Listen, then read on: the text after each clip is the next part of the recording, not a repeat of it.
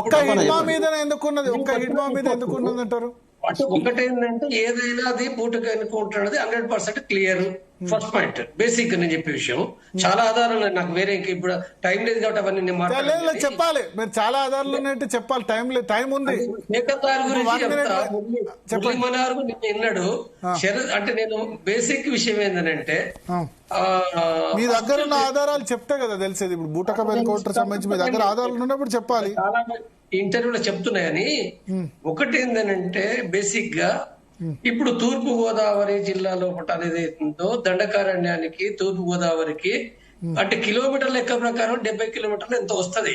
కానీ మధ్యన రోడ్లు నదుల మూలంగా చుట్టూ తిరిగిపోవడం మూలంగా కనీసం ఏంటంటే నెల రోజులు 20 రోజుల పైన పడుతుంది. First point. కాబట్టి తర్వాత తన ప్రజలను తన భూభాగాన్ని తనకు తెలిసిన కేడర్ను వదిలేసి అసలు 20 ఏళ్ల కింద ఆ ప్రాంతం ఆ జిల్లా వదిలిపెట్టింది. 20 ఏళ్ళైంది అంటే ఎవరైనా లాజిక్ చెప్తే ఉదయ్ అంటే తర్వాత అరుణ చనిపోయింది కదంటే అవును, ఉదయ్ అరుణ 6 నెలల క్రితం చనిపోయిన మాట వాస్తవమే. కానీ వాళ్ళు పోలీసుల కోంబింగ్ల మూలంగా వాళ్ళు అటు పోతూ అక్కడ దొరికిపోయిన వాళ్ళు అంటే అక్కడి నుంచి పోతూ దొరికిపోయిన వాళ్ళే వాళ్ళు. కాబట్టి ఇక్కడ ఇడుమ ఎట్టి పరిస్థితులు 100% చెప్తున్నా అక్కడికి పోడు. దాంట్లో ఆయనకు అడవి తెలియదు, ప్రాంతం తెలియదు. ఇక్కడి నుంచి కూడా ఏంటంటే ఆయన మల్కానగిరి కూడా పోకుంటూ కూడా పోయే పరిస్థితి లేదు. ఇది ఒక పాయింట్, ఫస్ట్ పాయింట్. తర్వాత రెండో పాయింట్, అక్కడ దొరికిన ఆయుధాలు ఓ 12 బోరు, ఓ రివాల్వరు, ఓ పిస్టల్, ఇక 2 ఏకేలు కూడా అన్నారులే. ఆ ఏకేలు కూడా అన్నారు. ఆయన బెటాలియన్ లోపల రక్షణ ఉండే వ్యక్తి ఈ వెపన్స్ తోటి గక్కడికి పోవడం అది అసలు ఏమాత్రం కూడా అసలు హేతుబద్ధంగా లేదు. అది రెండో పాయింట్. మూడో పాయింట్, ఆయన ఆ డ్రెస్సులు తొడిగి అంటే డ్రెస్సులు మిలిటరీ డ్రెస్సులు కొత్తగా చాలా కనపడుతున్నాయి, కొత్తగా తొడిగిచ్చారు. నాలుగో పాయింట్, నేను ఈ లింక్ ఏంటంటే నేను ఇంతకుముందే సర్క్యులర్ చెప్పిన మావోయిస్ట్ పార్టీ సర్క్యులర్ ఏంటిదనే విషయం. ఒక వంక తెలంగాణ వాళ్ళు ఈ పరిస్థితులు అనారోగ్యం పేరు చెప్పొచ్చుగా కావాలి, కొంతమంది లొంగిపోతున్నారు, ఎక్కడికక్కడ లొంగిపోతున్నారు. తర్వాత ఈ పరిస్థితులు సాయుధ పోరాటం అని చెప్పి అన్న ఇడుమ అక్కడ సిచ్యువేషన్ ఏదైతే ఉందో ఇదే కరిగుట్టలో పట ఇప్పుడు ఒక 7 ఫస్ట్ అనారోగ్యం చనిపోయారు మొన్న వారం రోజుల క్రితం. వాళ్ళు చనిపోయినరు లేకపోతే అరెస్ట్ అయినరు అనేది అంటున్నారు. బహుశా రేపో ఎల్లుండో కొంతమందిని తెలంగాణ ప్రభుత్వం బయట పెడుతుంది. ఆజాద్తో సహా, ఆజాద్ ఉన్నాడు చనిపోలేదు, ఆజాద్తో సహా కొంతమంది లొంగిపోతారు 2-3 రోజులు వాళ్ళు. మిగిలిన ఇంకొక 6 ఉరిమిల పాపారావు స్టేట్ కమిటీ మెంబర్ తో పాటుగా నేషనల్ పార్క్ దగ్గర ఇక్కడి నుంచి పోయిన వాళ్ళు అక్కడ చనిపోయారు. పాపారావు ఉన్నాడు, ఇంకా వేరే నాయకులు కూడా ఉండొచ్చల్లా. ఈ నేపథ్యంలో పరిస్థితి అంతా కూడా చాలా అతి తీవ్రంగా కరిగుట్టల్లో క్యాంపులు ఇస్తుంది కొత్తగా మొత్తం కంప్లీట్ క్యాప్చర్ చేయడానికి. అంటే ఇప్పుడు ఛత్తీస్గఢ్ ప్రభుత్వం నెల రోజులు చాలా సందర్భాలు 2 రోజులు ఇస్తామన్నారు. నెల తర్వాత నెల దాటింది కాబట్టి ఉప ముఖ్యమంత్రి వచ్చిండు పోయిండు, దాటిపోయింది కాబట్టి వాళ్ళు ఆల్రెడీ వాళ్ళ ప్రిపరేషన్ వర్క్ అంతా జరుపుతుండ్రు వాళ్ళు.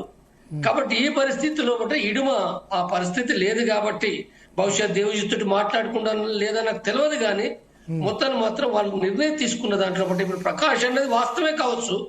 కానీ అంటే ఈ రకంగా పోయిందా అంటే ఇప్పుడు పోలీసుతో పోయిందా, మరి ఎట్లా పోయిండు, వేరే వాళ్ళు పోయినరా, లేకపోతే ఇది ఏ రకంగా పోలీసు ఇప్పుడు అతను కూడా ఆయన నిజాయితీగానే ఉన్నాడా లేదా అనేది నేనే చెప్పలేను. నేను ఎందుకంటే ప్రకాష్ చెప్పేది తనకు వచ్చిన రిపోర్ట్ చెప్పింది తప్ప పూర్తిగా ఆయన జడ్జ్ చేయలే కదా. ఆ వచ్చిన రిపోర్ట్ కూడా ఆయన జడ్జ్ చేయలేదు. కాబట్టి పోయిందైతే వాస్తవం. ఎందుకు చెప్తున్నానంటే పోయింది అనేది నాకు ఆధారాలు ఏమున్నాయంటే గొల్లపల్లి అన్న కదా, నేను భద్రాచలంకు చెర్ల మధ్యలో కూడా గొల్లపల్లి ఉంటది, సౌత్ వస్తుంది నాకు తెలుసు. కిష్టారం తర్వాత కుంట ఏరియా తెలుసు నాకు. అక్కడి జనాలు ఏం చెప్తున్నానంటే 10-15 రోజుల క్రితము ఇడుమ ఉండే ఎన్నడూ లేనిది గొల్లపల్లి ప్రాంతానికి వచ్చిండు, ఇడుమ గొల్లపల్లి ప్రాంతానికి వచ్చిండు అనే విషయం చనిపోయిన నిన్న మధ్యాహ్నం నుంచి సాయంత్రం నుంచి వాళ్ళు ఎవరెవరితో అంటే వాళ్ళకి సంబంధించిన వాళ్ళు ఇక్కడ ఉన్నారు, తెలంగాణ ఉన్నారు చాలా మంది. కాబట్టి మొత్తం విషయాలు గమనిస్తే ఇదంతా కూడా ఏంటంటే పోయింది వాస్తవమే, అక్కడ ఉన్నది వాస్తవమే. వీళ్ళంతా ఒక దగ్గరనరా లేదా అనేది పక్కన పెడదాం. ఎట్లా డివైడ్ అయి ఉన్నారు 4-5 ప్రాంతాలు. కానీ కానీ ఒక డౌట్ ఇప్పుడు ఏంటంటే ఇప్పుడు 50 మందిని అరెస్ట్ చూపించారు కదా. ఇక్కడ ఒక డౌట్, 50 మందిని అరెస్ట్ చూపించారు కదా. ఈ అరెస్ట్ చూపించిన వాళ్ళు చెప్పరా రేపు హెడ్మాన్ బూటకపు ఎన్కౌంటర్ చేశారని వాళ్ళు చెప్పరా? వాళ్ళు చెప్తారు కాబట్టి వాళ్ళు ఎన్కౌంటర్ అయింది, వాళ్ళు చెప్తారు కాబట్టి రిమాండ్ పెట్టిండ్రు, వాళ్ళు చెప్తారు కాబట్టి అవన్నీ ఎన్నో కంట్రోల్. ఎప్పుడు చెప్తారు తర్వాత సంగతి దేవుడు ఎరుగు, కానీ తర్వాత చెప్పేది దేవుడు ఎరుగు. వాళ్ళకి తెలుసు, వాళ్ళకు కూడా తెలుసు, ప్రజలకు తెలుసు. కానీ కాబట్టి వాళ్ళు నువ్వు సరెండర్ అవుతావా లేకపోతే జైలు పాలవుతావా, కేసులలో ఉంటావా, లేకపోతే నేను చంపేస్తాం. ఇలా 7 చంపింది ఎవరు, ఎందుకు చంపారు వాళ్ళు? మళ్ళీ 7 చంపడం అంటేనే దాని అర్థము చాలా స్పష్టంగా 100% మనం చెప్పడం కాదండి, జనాలకు సత్యం ఏందో తెలుసు. మనం ఎవరేం మాట్లాడినా సత్యం మాత్రం బుటక అనుకుంటారే. పోలీసులకు కూడా తెలుసు అంటారు, చాలా మంది పోలీసులకు తెలుసు, వాళ్ళ అంతరాత్మ వాళ్ళకు కూడా తెలుసు కదా. దేవ్జీ ఉన్నారా లేదా? దేవ్జీ తిరుపతి దేవ్జీ అనేదో నాకు తెలిసింది ఏంటంటే ఉన్నట్టుగా అందులో ఉన్నట్లు గాడ్స్ ఉన్నమాట వాస్తవమే, కానీ దేవ్జీ అక్కడ లేడు అనేది ఒక రిపోర్ట్ ఉంది.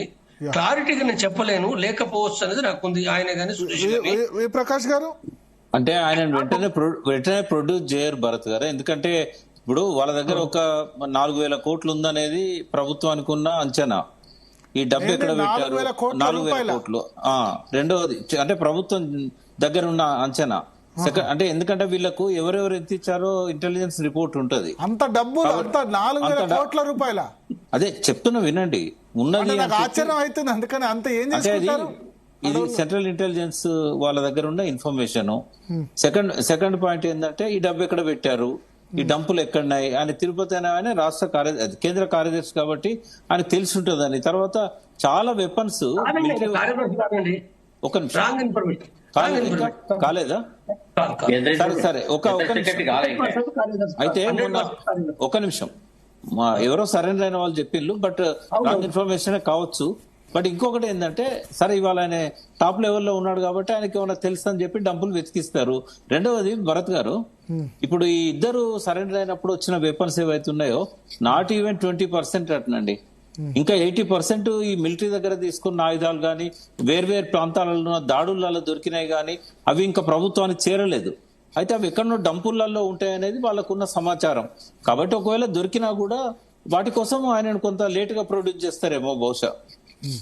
ఒక్క నిమిషం ప్రకాష్ గారు, ఒక్క నిమిషం ఏంటంటే ఇప్పుడు వాళ్ళు అరెస్ట్ అయింది నిజము, పట్టుబడి చంపబడింది నిజము, రిమాండ్ ఉన్నది నిజము. సరే దేవ్జీ విషయాన్ని పక్కకు పెడదాం, కానీ నేను ఒక్కటే ఇక్కడ మాట్లాడేది ఏంటంటే ఇది సరెండరా అరెస్టా అనే కాడ నాకున్న అసెస్మెంట్ చెప్తున్నా. నేను నా అసెస్మెంట్ తప్పు కూడా కావచ్చు, ఎందుకంటే వీళ్ళు సాయుధ పోరాటం గురించి దాదాపు 15 days క్రితమే వాళ్ళు స్టేట్మెంట్ ఇచ్చారు, దేవ్జీ కూడా ఇచ్చారు. 15 days కూడా కాలే, అంటే వాస్తవంగా 10 days క్రితమే, 10 days రీసెంట్ సెకండ్ స్టేట్మెంట్ వాళ్ళు ఇచ్చారు. చాలా స్పష్టంగా మళ్ళీ సోను ఆచరణల పైన కూడా మాట్లాడారు. అయితే మాట్లాడింది పాత పద్ధతులు లేదు, శిక్షిస్తామని కానీ లేకపోతే తిరిగి నాయకత్వ నష్టాలకు కారకులు అనేది చెప్పలేదు. వాళ్ళు కొద్దిగా మార్చుకున్నారు. బట్ ఈ మొత్తం వార్తలు గమనించి వాళ్ళు కొంత మార్చుకున్నారు. ఇది దేవ్జీ మార్చిండు, ఇది క్లియర్. కాబట్టి దేవ్జీ ఇక్కడ నుండి ఇవ్వలేదు. ఆ స్టేట్మెంట్ ఎక్కడి నుంచి ఇచ్చిండో నాకు తెలుసు, ఆయన ఎక్కడి నుంచి ఇచ్చిండో తెలుసు. దేవ్జీ నాకు అంటే లేడని నేను నమ్ముతున్నా ఒకటి. తర్వాత రెండో విషయం, ఇడుమ కూడా సాయుధ పోరాటానికి సంబంధించిన దాంట్లో అవుట్ రైట్ గా మద్దతు చేశాడు ఆయన 15 రోజుల క్రితమే మొండిగానే మద్దతు చేశాడు ఆయన. కాబట్టి మొండిగా మద్దతు చేసినోడు వాళ్ళ సర్క్యులర్ ప్రకారంగా వాళ్ళు సెటిల్ కావడానికి పోవడానికి అవకాశం చాలా ఉన్నాయి అనేది కూడా నాకు తెలుసు, చాలా ఉన్నాయి. కాబట్టి ఇక్కడ విషయం ఏంటంటే మీరు అన్నట్టుగా పోలీసు హెల్ప్ చేయొచ్చు, ఇంకోరు హెల్ప్ చేయొచ్చు, దాన్ని కాదట్లేదు. కానీ సరెండర్ అనేది అవుతుందో నేను నమ్మను. సరెండర్ అనే కాడ మాత్రం మరి ఇది అనవసరంగా దీన్ని చేసే కంటే కూడా అంటే హిట్మా సరెండర్ అవడానికైతే రాలే. సరెండర్ అనేది కాదు, అదే పోలీసు ఉండొచ్చు మీరు అన్న దాంట్లో కూడా నేను విభేదిస్తాను. కానీ సరెండర్ అనేది అవుతుందో అది కాలే. నా ఉద్దేశంలో వీళ్ళందరూ కూడా ఈ టైప్ లో ఒప్పుకోరు. వాళ్ళు ఒప్పుకుంటేనంటే ఒకవేళ సరెండర్ అని అంటే వాళ్ళు ఒకవేళ ఛత్తీస్గఢ్ కన్నా పోతారు, తెలంగాణ కన్నా పోతారు, తర్వాత అన్నగూడు ఉన్నోళ్ళు కూడా చాలా ప్రశ్నిస్తారు. అంత ఈజీగా సరెండర్ ఒప్పుకోరు. ఒకవేళ పోతే దానికి సంబంధించిన మెకానిజం ఏందో, ఇప్పుడు ఆశన్న కూడా పోయిండు, అంత ఈజీగా పోలే. వాళ్ళు కూడా ఫోన్ లో మాట్లాడుకున్నారు, నాకు తెలుసు ఆ విషయం ఎట్లా మాట్లాడుకుంటారు ఏందనేది. చాలా తక్కువ కాలంలో ఫోన్ లో మాట్లాడుకున్నారు. ఉప ముఖ్యమంత్రి కూడా మాట్లాడిండు వాళ్ళతోటి, ఆశన్నతోటి. తర్వాత గ్యారెంటీ ఇచ్చిండు, అంటే వీళ్ళు కాదన్నారు, ఇప్పుడే పోవచ్చు కాదు మేము మాట్లాడుకోవాలన్నారు. లేదు లేకపోతే లేట్ చేస్తే మేము ఆగది మా ఆపరేషన్స్ ఆగన్నారు, తర్వాత మీడియాను పెట్టుకున్నారు, చాలా వీళ్ళు అనేకంగా చేసుకున్నారు వీళ్ళు. కాబట్టి అంత ఈజీగా ఇడుమ పోయే దాంట్లో ఒకట సంథింగ్ ఏదో అంటే వాళ్ళు సెటిల్ కావడం అని కనిగిపోయిందంటే నాకున్న బలమైన అంచనా సరెండర్ అనేది అవసరం లేదు. అంటే చేద్దాం సరే, మీరు అన్న అభిప్రాయాన్ని కూడా పరిగణలోకి తీసుకుని ఆలోచించవలసింది తప్ప సరెండర్ అనేది మనం మాట్లాడకపోతే బెటర్ అనేది నాకున్న. అంటే బహుశా అరెస్ట్ చూపిద్దామని అనుకోవచ్చు, సరెండర్ కాకపోయినా కూడా. అరెస్ట్ చూపెడితే అప్పుడు హిడ్మా దాన్ని తప్పు పట్టరు కదా, హిడ్మాను అరెస్ట్ చూపెడితే. లేదు ఇప్పుడు మీరు ఒక పాయింట్ ఇంత ముందు కూడా చెప్పారు. పోలీసులు నాకు తెలుస్తున్నది కూడా ఏంటంటే పోలీస్ అధికారులు ఇప్పుడు కాదు, వాళ్ళు ఇడుమాను మాత్రము వదలమనేది శేఖర్రావు వీళ్ళందరికీ తెలుసు. ఇడుమాను వదలటానికి సిద్ధంగా లేరు పోలీస్ అధికారులు. కాబట్టి ఇడుమాను ఎందుకంటే ఆదివాసి అని కాదు, ఆయన చేసిన యాక్షన్ల నుంచి. కాబట్టి ఈ కోపం అనేది ఉంది. ఈ కోపం నుంచి అయితే కేంద్ర ప్రభుత్వం ఆమోదించవచ్చా, చంద్రబాబు ప్రభుత్వం ఆమోదించవచ్చు అంటే ప్రభుత్వం దాన్ని ఆమోదించడం అనేది తప్పేది. వాళ్ళు ఎట్లా ఆమోదించడం మనకు తెలియదు, వాళ్ళు ఏ రకంగా ఎవరి నిర్ణయం ఏంటో ఎన్నో కూడా జరుగుతాయి కదా, మనకు కూడా తెలుసు కదా రాజ్యం ఎట్లుంటది, ప్రభుత్వాలు ఇవన్నీ తెలుసు.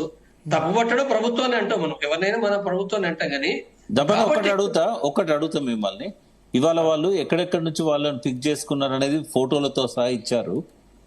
అట్లా అవకాశం ఉంటుందా వాళ్ళు వచ్చి అటువంటి స్థావరాలలో రెంట్ తీసుకొని వందల మంది ఆయుధాలతోని విజయవాడ, ఏలూరు, కాకినాడ, ఇది మీకు ఎట్లా అనిపిస్తుంది? వీళ్ళంతా ప్లాన్ గా వాళ్ళని రప్పించుకున్నారు తప్ప తప్పించుకున్నారు, అది అరెస్ట్ చూపెడతాం.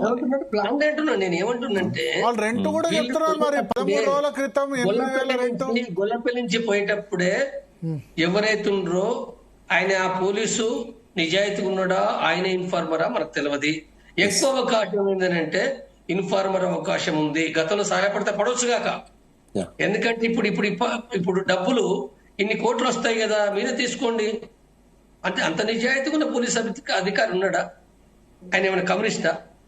6 కోట్లు 10 కోట్లు వస్తారంటే ఇప్పుడు మన చుట్టూ మన బంధువులే మనల్ని మోసం చేస్తారు, మన బంధువులు.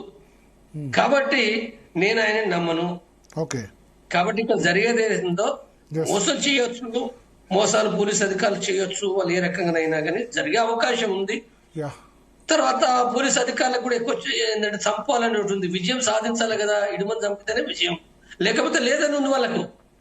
ఇడుమాన కనుక జైల్లో పెడితే వాళ్ళకి విజయం కింద లెక్క కాదు. అది సమస్య ఎక్కడ ఉంది? అది అంటే నాకు ఇప్పటి వరకు